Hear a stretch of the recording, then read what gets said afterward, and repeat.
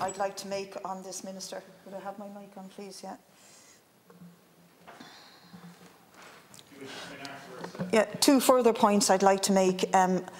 Just to ask you, do you deny that this state is an outlier in terms of the percentage of generated power that is used up by data centres compared to other states? The average across the globe is 2 to 4% of the national grid, and we are looking at a situation where we could be absorbing 30% of the national grid to feed data centres.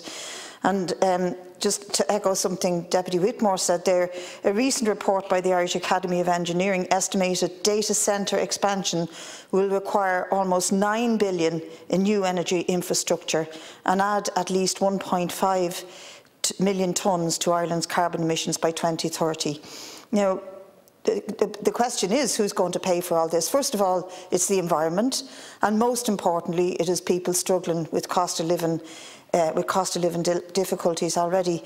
None of this makes sense, and I think that we haven't had a chance to examine it, to drill down in it, so I think the best we can do is to put strict restrictions into this piece of legislation that will absolutely guarantee that there be a complete ceiling put on some of the amendments, put ceilings, put dates, and this one, to really ensure that in legislation we will put a moratorium on any more data centres. We have the added problem, and I've written to your department and asked you how many data centres are due to be connected that already have agreements, and you said it's not your business, it's Crew. I've written to Crew and I still have to get an answer.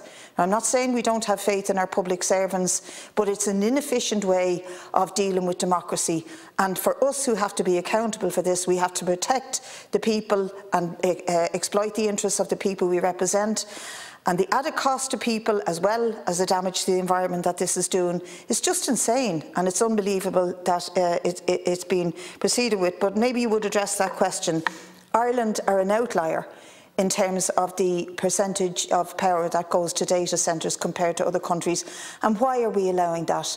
Why are we not standing up for what is the right thing to do and insisting that that is, at least at this point, a ceiling put on it and no more?